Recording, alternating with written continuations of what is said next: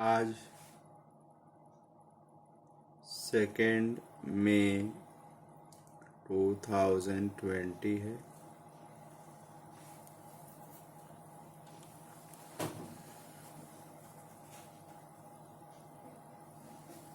आज हम लोग इलेक्ट्रिक डाइपोल के द्वारा एक्सियल पोजीशन और इक्वेटोरियल पोजीशन में उत्पन्न किसी बिंदु पर इलेक्ट्रिक फील्ड के बारे में बात करेंगे। मान लीजिए कि हमारे पास एक इलेक्ट्रिक डाइपोल है, यहाँ पर माइनस क्यू चार्ज है और इसमें प्लस क्यू चार्ज है, और ये भी मान लेते हैं कि जो लेंथ है डाइपोल की वह 2a है, तो आधा a है और ये आधा a है। ठीक है, length of the electric dipole is twice of a, और यह जो है axial axis of the dipole है, तो इस पर कोई भी पॉइंट अगर P लिया जाए तो वह एक्सियल पॉइंट कहलाएगा। तो मान लीजिए कि पॉइंट P जो है एक एक्सियल पॉइंट है जो centre of the dipole O से r डिस्टेंस पर उपस्थित है। हम जानना चाहते हैं कि इस पूरे इलेक्ट्रिक डाइपोल के कारण इस पॉइंट P पर कितना कुल इलेक्ट्रिक फील्ड प्रोड्यूस होगा। तो किसी भी पॉइंट पर इलेक्ट्रिक फील्ड कितना प्रोड्यूस होगा, उसके लिए हमें जानना पड़ेगा कि उसके पड़ोस में कितने चार्जेज हैं। तो हमें दिखाई दे रहा है कि एक माइनस क्यू चार्ज है और यह प्लस क्यू चार्ज है।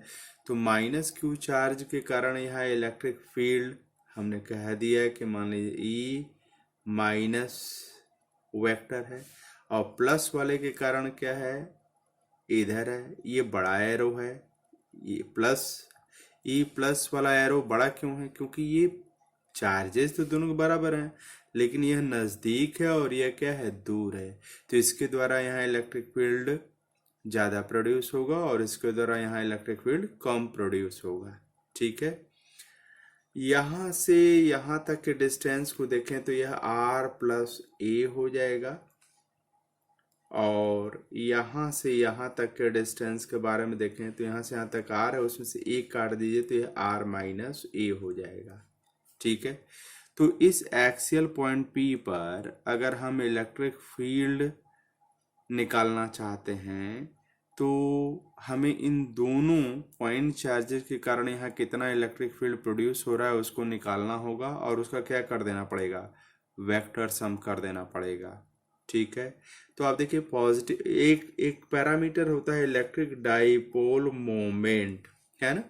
Electric dipole moment of the electric dipole वह दो चीज़ों के मल्टीप्लिकेशन के बराबर होता है, आइदर द चार्ज, दोनों चार्ज में से किसी एक का magnitude, and the distance between the two charges. तो यहाँ दोनों चार्जेस के बीच में डिस्टेंस कितना है, 2a के बराबर है। यह एक फिजिकल क्वांटिटी है जो डायरेक्शन इनकलकेट करती है अपने भीतर, मतलब ये वेक्टर फिजिकल क्वांटिटी है, और इसकी डायरेक्शन किधर से किधर होती है, माइनस से प्लस की तरफ होती है। ठीक है, तो यहाँ पर देखिए जो डायरेक्शन P का डायरेक्शन है वही डायरेक्शन E प्लस का है। पॉजिटिव चार्ज के कारण यहाँ जो इलेक्ट्रिक फील्ड प्रोड्यूस हो रहा है उसका डायरेक्शन है, और जो ये डायरेक्शन P का है उसके विपरीत डायरेक्शन में जो है E माइनस का डायरेक्शन है। तो इस डायरेक्शन का नाम अगर हम P कैप कह दें तो इस डायरेक्शन का नाम क्या हो जाएगा, माइनस P कैप हो जाएगा। तो आइए पॉजिटिव चार्ज के द्वारा वहाँ प्रोड्यूस्ड इलेक्ट्रिक फील्ड कितना होगा, electric field is equal to magnitude E plus into direction, direction is given by the unit vector, और हमने मान लिया इस डायरेक्शन का नाम क्या है, P कैप। आप सभी को मालूम है कि डायरेक्शन को मेजर करने के लिए हम लोग यूनिट वेक्टर का सहारा लेते हैं। P कैप क्यों नहीं I कैप की है, भाई इधर एक वेक्टर हमारे पास उपस्थित है, P वेक्टर है ना, इलेक्ट्रिक डाइपोल वेक्टर उपस्थित है, तो इसी के डायरेक्शन में जो यूनिट वेक्टर होगा उसको P कैप से ही दर्शाएंगे। मैग्नीट्यूड भला कितना होगा, तो ये हो जाएगा कूलम्स लॉ से, पॉजिटिव चार्ज के कारण यहाँ इलेक्ट्रिक फील्ड कितना होगा, 1/4πε0 into Q divided by R minus A। है ना। ये डिस्टेंस कितने के बराबर, r minus a whole square, और यह पी कैप हो जाएगा। और निगेटिव चार्ज के कारण कितना हो जाएगा, E minus is equal to क्या होगा, magnitude of E minus and the direction of E minus, तो ये माइनस पी कैप होगा। देखिए ये माइनस इधर है, इस डायरेक्शन का नाम पी कैप है, तो इस डायरेक्शन का नाम क्या होगा, माइनस पी कैप होगा। तो माइनस को पहले लिख ले रहे हैं, मैग्नीट्यूड कितना होगा, 1/4 pi epsilon naught into Q divided by r plus a whole square P cap, है ना। इसके साथ का माइनस यहाँ कर दिया। तो सुपरपोजिशन प्रिंसिपल अगर लगा दें तो electric field at the axial point of the electric dipole क्या हो जाएगा, that will be the vector sum of the electric fields produced by the 2 point charges. ठीक है, यहाँ पर E प्लस और E माइनस, E प्लस हम लोगों ने देखा है क्या है, 1/4 pi epsilon naught into Q divided by r minus a whole square, यहाँ पर पी कैप, और ये माइनस क्या हो जाएगा, 1/4 pi epsilon naught into Q divided by r plus a whole square. ठीक है, और पी कैप हो जाएगा। ठीक है, तो यहाँ Q/4 pi epsilon naught into 1/r minus a whole square minus 1/r plus a whole square, and this is p cap. तो this is equal to क्या हो जाएगा, q divided by 4 pi epsilon naught, ये चीज यहाँ चला जाएगा, ये चीज यहाँ आ जाएगा, तो r plus a whole square minus r minus a whole square divided by, ये दोनों मल्टीप्लाई कर देंगे तो r square minus a square whole square P cap. ठीक है, एक स्टेप और बढ़ते हैं, तो ये Q/4 पाई एप्सिलॉन नॉट, ये this one is r square plus a square plus twice of r into a minus r square minus a square plus twice of r into a whole divided by r square minus a square whole square, है ना, p cap. तो आप देखिए E p vector is equal to क्या हो जाएगा, देखिए r square से कैंसिल, ए स्क्वायर से कैंसिल हो गया, 2RA और 2RA,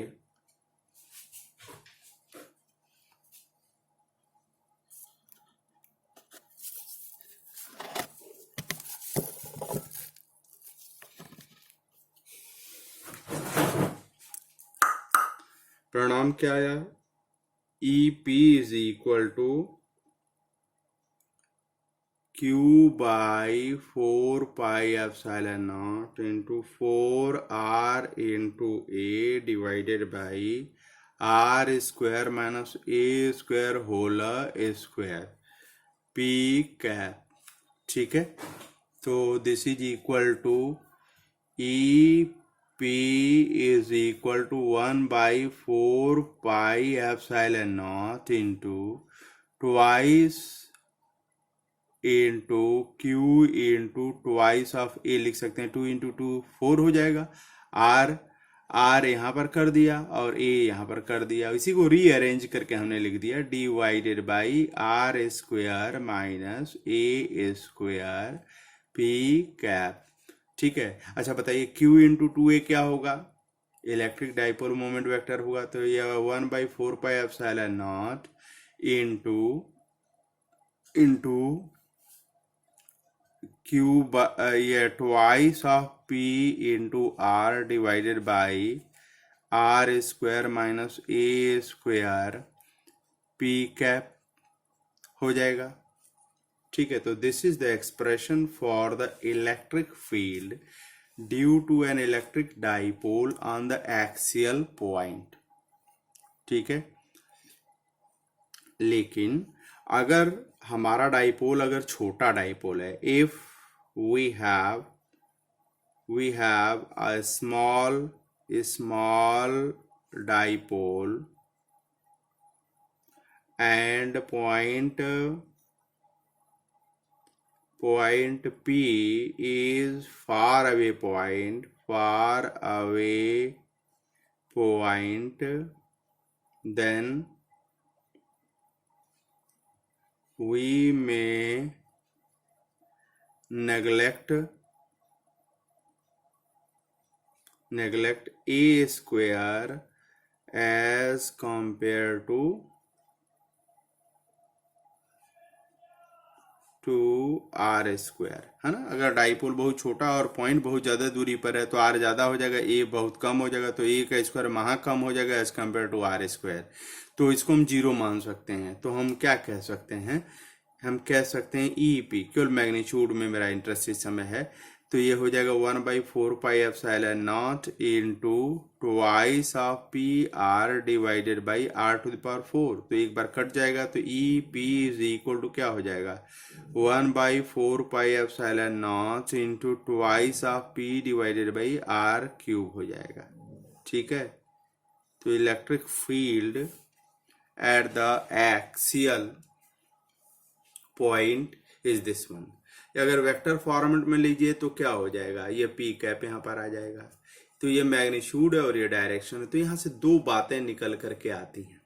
ठीक है, दो बातें क्या हैं, electric field at the axial point is parallel to the electric dipole moment vector. P cap किधर की डायरेक्शन है, इलेक्ट्रिक डाइपोल मोमेंट वेक्टर की डायरेक्शन है। तो कोई भी एक्सियल पॉइंट अगर आप ले लेंगे तो वहां पर electric field due to electric dipole जो होगा वह उसी डायरेक्शन में होगा जिस डायरेक्शन में इलेक्ट्रिक डाइपोल मोमेंट वेक्टर होगा। और दूसरी बात, EP एक्सियल पॉइंट पर जो इलेक्ट्रिक फील्ड है वह इनवर्सली प्रोपोर्शनल टू R³ है। इसका भौतिक अर्थ क्या है, फिजिकल सेंस क्या है, it means that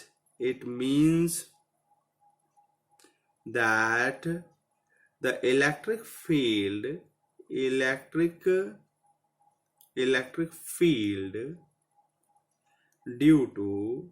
due to an electric dipole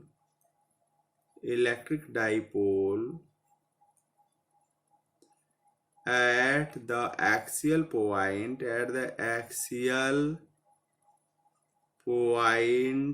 falls off rapidly।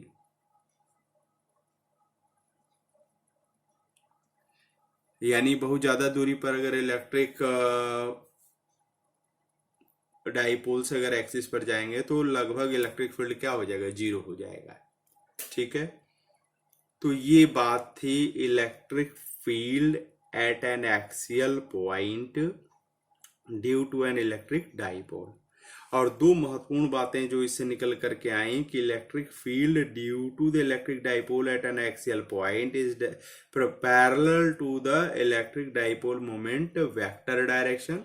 और दूसरी बात जो निकल करके आई वह है कि EP is inversely proportional to R³, है ना। डिस्टेंस के क्यूब की इनवर्सली प्रोपोर्शनल होगा, है ना। अब अगर डिस्टेंस को ट्वाइस ऑफ R कर दिया जाए तो ये 8 टाइम्स गिर जाएगा। मतलब इलेक्ट्रिक डिस्टेंस आपने डबल किया, इलेक्ट्रिक फील्ड क्या होगा, 8 गुना गिर जाएगा। अगर डिस्टेंस को ट्रिपल किया जाए तो 3 का क्यूब क्या होगा, 27 होगा। तो 27 टाइम्स इलेक्ट्रिक फील्ड गिर जाएगा। इसका मतलब ये है कि इलेक्ट्रिक डाइपोल के कारण उसके एक्सियल पॉइंट पर, कोई भी एक्सियल पॉइंट अगर ले लिया जाए तो वहां इलेक्ट्रिक फील्ड बहुत तेजी से गिरती है। अब आइए हम लोग समझते हैं electric field due to an electric dipole at its equatorial point.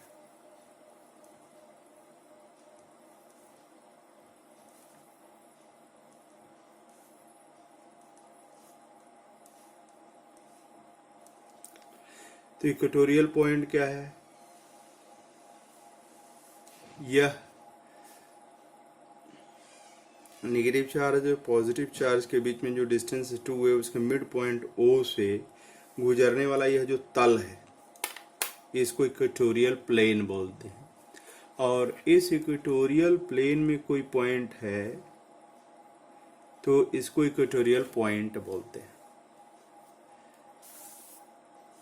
तो निश्चित रूप से अगर लाइन के रूप में इसको अगर कंसीडर किया जाए तो यह perpendicular bisector of this line segment है, ठीक है, पॉइंट पी। अब यह पॉइंट पी जो है सेंटर ऑफ द डाइपोल से मान लीजिए आर डिस्टेंस पर है, और इलेक्ट्रिक डाइपोल के डायरेक्शन किधर होगी डाइपोल मोमेंट की, पी वेक्टर नेगेटिव से पॉजिटिव।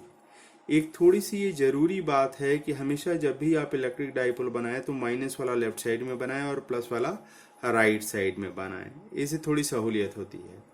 अब यहाँ पर हमें इलेक्ट्रिक फील्ड निकालना है, तो इलेक्ट्रिक फील्ड कैसे निकलेगा?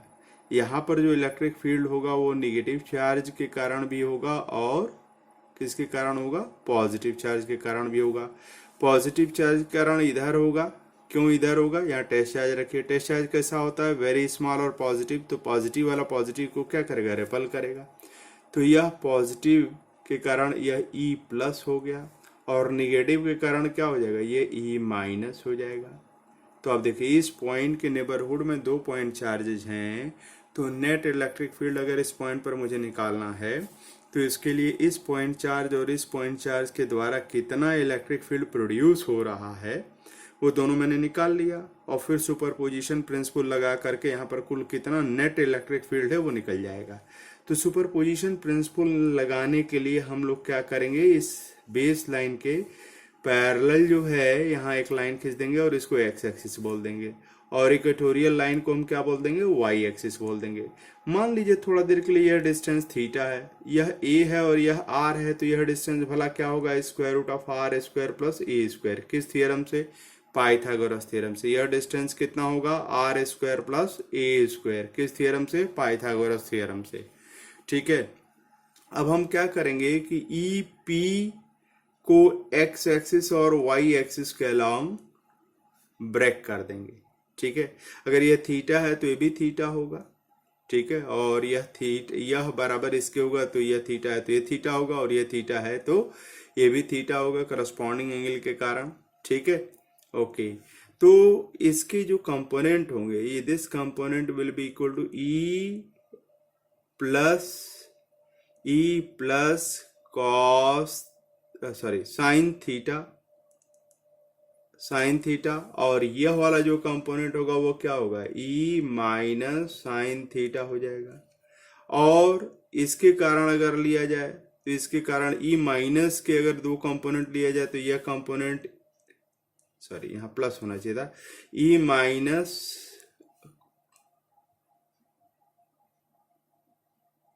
ये गलत कर दिया मैंने, यह साइन थीटा, यह ई प्लस साइन थीटा ये होगा, और ई प्लस कॉस थीटा ये होगा।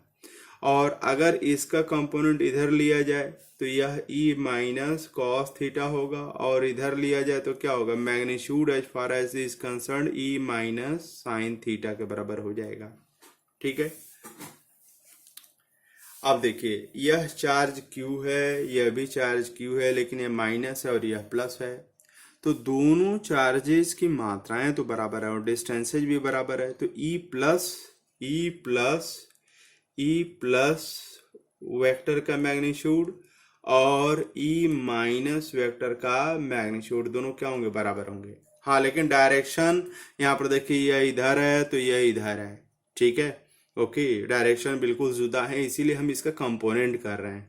वन कंपोनेंट दोनों का है वाई एक्सिस के अलॉन्ग ले रहे हैं और दूसरा कंपोनेंट किधर ले रहे हैं? एक्स एक्सिस के अलॉन्ग। तो आइए डिवीजन फॉर्मेट में अगर लिखा जाए ई प्लस वेक्टर तो क्या होगा? आई कैप और यहाँ पर जे कैप। आई कैप क्या है? एक्स एक्सिस के अलॉन्ग यूनिट वेक्टर का नाम है, और जे कैप का क्या नाम है? पॉजिटिव वाई एक्सिस के अलॉन्ग जो है यूनिट वेक्टर का नाम है। तो जैसे हम ए वेक्टर को क्या लिखते हैं? ए वेक्टर को हम लिखते हैं ए एक्स आई कैप प्लस ए वाई जे कैप, उसी तरह से ई प्लस वेक्टर को हम लिखने जा रहे हैं ई एक्स आई कैप प्लस ई वाई जे कैप। तो चलिए ई प्लस को अगर देखिए तो यहाँ पर देखिए ये जो है पॉजिटिव एक्स एक्सिस के अलॉन्ग नहीं है, किधर है, निगेटिव एक्स एक्सिस के अलॉन्ग है। ठीक है, तो ये माइनस आई कैप हो जाएगा और मैग्नीट्यूड कितना होगा, ई प्लस कॉस थीटा के बराबर हो जाएगा, और प्लस जे एक्स ये वाई एक्सिस के अलॉन्ग कितना हुआ, ई प्लस साइन थीटा के बराबर हो जाएगा। ठीक है, और ई माइनस अगर निकाला जाए, ठीक है, नेगेटिव चार्ज के कारण जो इलेक्ट्रिक फील्ड जो है वो क्या होगा, E minus cos theta minus आई कैप, क्यों भैया, ये प्लस आई कैप है, ये माइनस आई कैप है, प्लस ये माइनस होगा, माइनस ई माइनस साइन थीटा जे कैप। और हम लोगों ने जाना है कि अगर एक्सियल पॉइंट पी पर इक्वेटोरियल पॉइंट पी पर अगर इलेक्ट्रिक फील्ड निकालना चाहते हैं तो इनका वेक्टर सम कर देना पड़ेगा। तो वेक्टर सम करिए, ये देखिए ई प्लस का मैग्नीट्यूड और ई माइनस का मैग्नीट्यूड बराबर है, साइन थीटा बराबर है, जे कैप बराबर है ये, लेकिन ये प्लस है माइनस है तो ये क्या हो जाएगा, कट जाएगा। यहाँ पर देखिए माइनस है, ई प्लस का मैग्नीट्यूड ई माइनस के मैग्नीट्यूड के बराबर है, कॉस थीटा बराबर है, तो क्या लिख सकते हैं, -2 कॉस थीटा ई प्लस भाई ई प्लस या ई माइनस को हमने ई प्लस लिख दिया, क्यों, दोनों का मैग्नीट्यूड बराबर है, आई कैप लिख सकते हैं। अब चलिए एक्सपैंड करते हैं, तो 2 इंटू ई प्लस क्या हो जाएगा, पॉजिटिव चार्ज के कारण यहाँ इलेक्ट्रिक फील्ड कितना होगा, 1/4 pi epsilon naught into Q divided by distance कितना, r square plus a square whole to the power 1/2 है, उसका स्क्वायर करेंगे तो क्या हो जाएगा, पावर 1 हो जाएगा। भाई ये डिस्टेंस जो है square root of r square plus a square है, तो इसका स्क्वायर करेंगे तो कितना हो जाएगा, स्क्वायर रूट हट जाएगा। ठीक है, into cos theta is equal to base by hypotenuse, तो base is a and hypotenuse is r square plus a square root of 2 ना लिख के पावर 1/2 लिख दे रहे हैं। आई कैप इधर हो जाएगा और आई कैप का डायरेक्शन किधर है, पी कैप है ना, जिधर डाइपोल मोमेंट किधर से किधर होता है, electric dipole moment negative charge से पॉजिटिव चार्ज की तरफ होता है, तो उसको पी वेक्टर से दर्शाते हैं, तो वो पी कैप होगा। पी कैप कह लीजिए चाहे आई कैप कह लीजिए, सेम है, तो हम यहाँ पर पी कैप कह देंगे, है ना।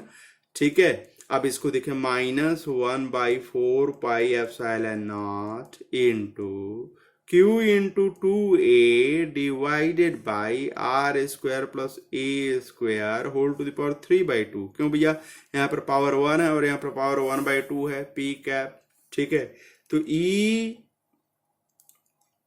इक्वेटोरियल पॉइंट पर यहाँ पर पॉइंट पी क्या है, इक्वेटोरियल पॉइंट है, तो इस इक्वेटोरियल पॉइंट पी पर कितना इलेक्ट्रिक फील्ड है, कितना इलेक्ट्रिक फील्ड है, इसको पता किया तो ये आया।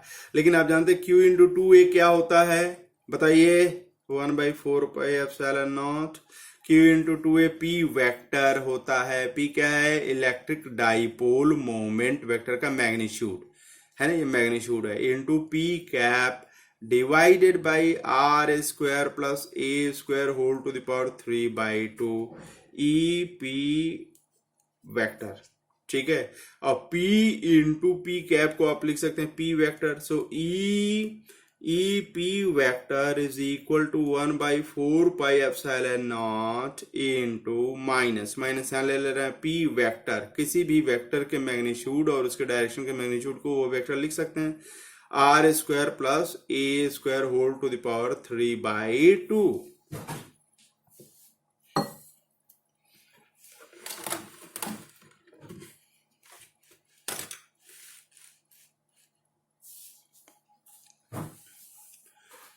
Now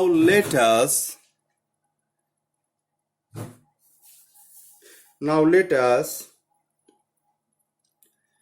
assume that dipole, our given dipole is a small dipole, an equatorial point is a far away point, that is r is much more greater than that of a, तो r square is very greater than that of a square। इसका मतलब क्या है, a square को r square की तुलना में क्या लिख सकते हैं, 0।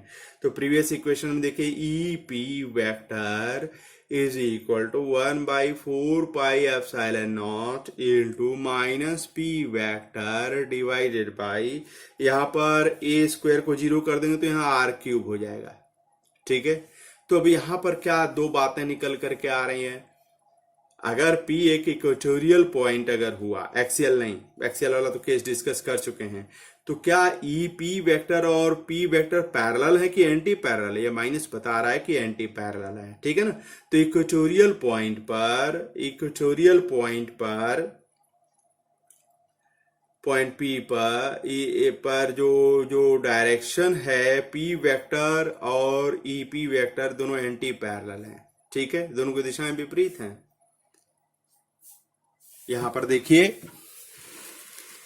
यहां पर अगर आप देखें तो एक बड़ी अच्छी बात देखने को मिल रही है कि जब इस वेक्टर के दो कंपोनेंट कर रहे हैं, यह वेक्टर प्लस यह वेक्टर, ठीक है, और इस वेक्टर के दो कंपोनेंट कर रहे हैं, प्लस के यह वेक्टर प्लस यह वेक्टर, तो यह कंपोनेंट इस वाले कंपोनेंट को कैंसिल कर दे रहा है, जबकि ये दोनों कंपोनेंट क्या कर रहे हैं, एक दूसरे को सपोर्ट कर रहे हैं और नेट इलेक्ट्रिक फील्ड यहाँ पर इस डायरेक्शन में दे रहे हैं। जबकि डाइपोल मोमेंट वेक्टर किधर से किधर होता है, माइनस से प्लस की तरफ होता है। तो net dipole electric dipole moment negative से पॉजिटिव की तरफ इधर है, और यहाँ पर जो नेट इलेक्ट्रिक फील्ड आ रहा है वो इधर की तरफ आ रहा है, तो दोनों एंटी पैरेलल हैं। ठीक, और दूसरी बात, as such E P is inversely proportional to R cube. ठीक है, आर क्यूब की इनवर्सली प्रोपोर्शनल रह रहा है। ठीक है, और एक अगर इंपॉर्टेंट बात देखिए तो एक्सियल पॉइंट के लिए यहां 2 आया था, इक्वेटोरियल पॉइंट के लिए 2 नहीं आया है। यानी इसका मतलब क्या है, अगर ई एक्सियल बाई इक्वेटोरियल अगर लिया जाए तो ये रेशियो क्या आएगा, 2/1 आएगा। कैसे, यहाँ पर एक्सियल पर फार्मूला क्या, 1/4 pi epsilon naught into twice of P divided by R cube है, और इक्वेटोरियल पर क्या है, 1/4 pi epsilon naught into P divided by R cube है। तो दिस इज इक्वल टू ये कट गया, ये हिस्सा कट गया, ये कट गया, ये कट गया, केवल क्या बचा, 2 बचा। यानी कहने का मतलब यह है कि अगर यह एक इलेक्ट्रिक डाइपोल है, ठीक है ना, माइनस क्यू और प्लस क्यू, ठीक है। अब यहां पर एक पॉइंट है आर डिस्टेंस पर उपस्थित है यह पॉइंट P, और यह आर डिस्टेंस पर एक पॉइंट उपस्थित है P, ठीक है, मान लीजिए Q पॉइंट है, तो दोनों डिस्टेंस वाइज तो सेम है, बस ये एक्सियल पॉइंट और ये इक्वेटोरियल पॉइंट है। तो यहां पर जो इलेक्ट्रिक फील्ड प्रोड्यूस होगा ना, उसका आधा यहां प्रोड्यूस होगा, या यूं कह लीजिए कि इक्वेटोरियल पॉइंट पर जो इलेक्ट्रिक फील्ड प्रोड्यूस होगा, ठीक है, उसी के इक्विवेलेंट एक्सियल पॉइंट पर इलेक्ट्रिक फील्ड जस्ट डबल होगा। यहां पर अगर 2 न्यूटन पर कूलाम है तो यहां 4 न्यूटन पर कूलाम होगा। ठीक, so this was all about the electric field produced because of the electric dipole on its axial point and equatorial point। अब आप कह सकते हैं कि कोई भी पॉइंट ले लिया जाए, जनरल पॉइंट ले लिया जाए, उसके लिए फॉर्मूला बताइए। तो ये मैं आपको होमवर्क दे रहा हूं, खोजिए और सबसे अच्छे ढंग से जो ये दिया गया है वो ABC की बुक में दिया गया है, वहां से देख करके आप कर सकते हैं। बहुत ही प्यारे ढंग से किया गया, या अन्यथा कहीं से भी देख करके करिए जनरल पॉइंट पर, लेकिन वो आपके सिलेबस में नहीं है। आपके सिलेबस में केवल एक्सियल और इक्वेटोरियल पॉइंट पर इलेक्ट्रिक फील्ड निकालने के लिए कहा गया है।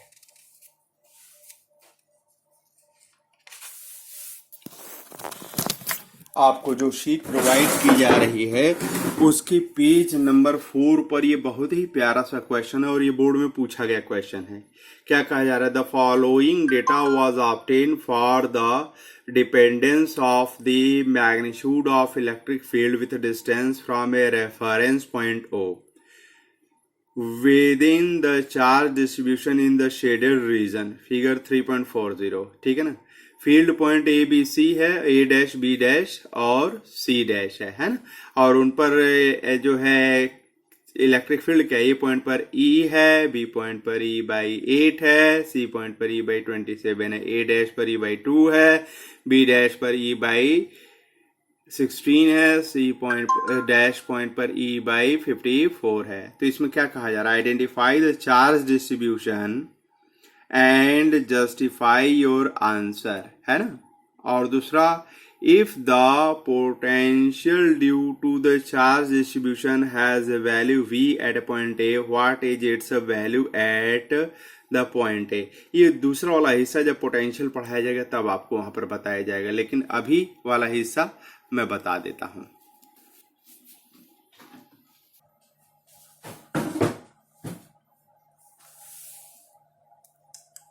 यहां पर देखिए दिया गया इस सवाल में कोई चार्ज डिस्ट्रीब्यूशन, मुझे नहीं मालूम है कि किस तरीके का चार्ज है। यहाँ पर यहाँ इसके सेंटर से एक्स एक्सिस गुजरी है और यहाँ पर क्या है, वाई एक्सिस गुजरी है, ठीक है।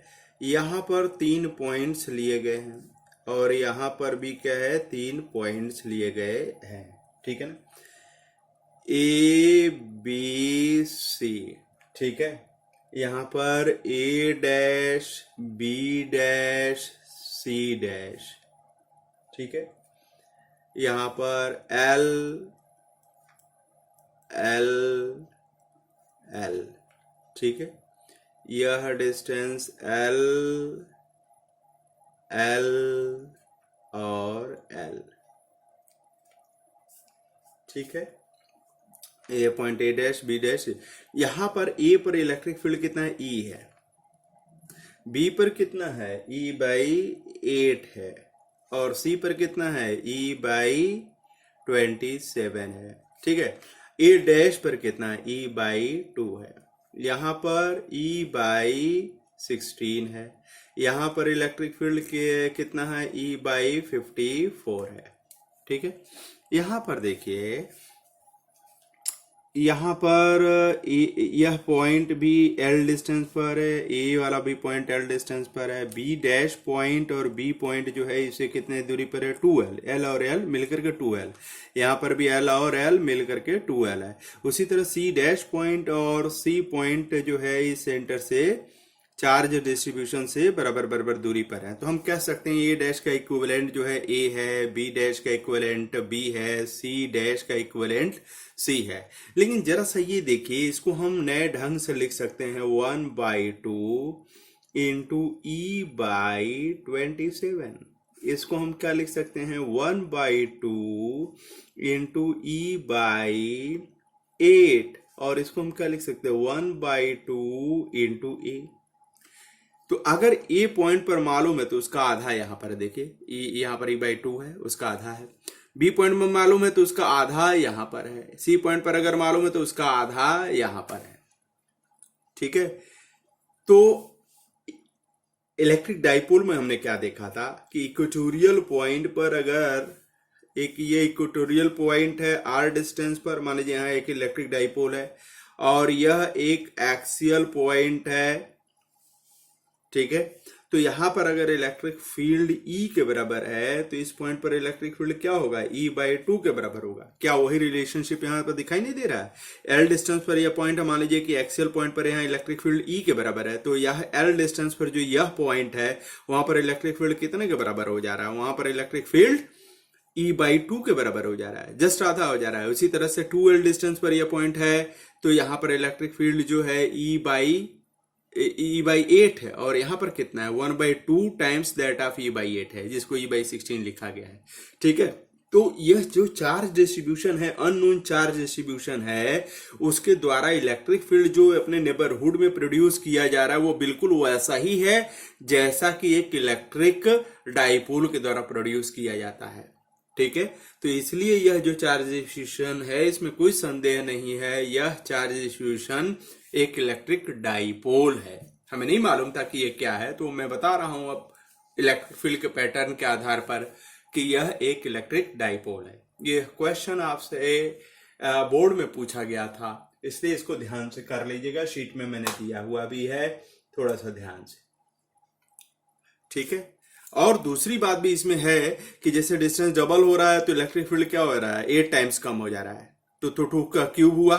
और ट्रिपल हो रहा है, 3l हो रहा है तो क्या हो गया, 3 का क्यूब कितना होगा 27। तो वेरिएशन यहाँ पर ई एक्सियल वेरिएशन क्या 1/r³ नहीं हो रहा है? बिल्कुल हो रहा है। यहाँ पर भी क्या हो जा रहा है, ई इक्वेटोरियल जो है प्रोपोर्शनल 1/2 इंटू r³, ऐसे हो जा रहा है। ठीक है, 1/2 हटा दीजिए तब भी कह सकते हैं equatorial is equal to 1/r³ हो रहा है। ठीक है, हाँ, लेकिन इक्विवेलेंट पॉइंट पर यहाँ पर आधा आधा हो जाएगा।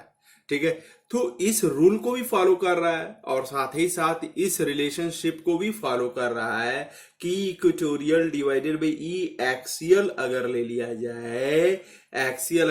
जाए तो यह अगर 1 है तो यह 2 होगा, मतलब इक्वेटोरियल पॉइंट पर हाफ होगा और एक्सियल पॉइंट पर फुल होगा।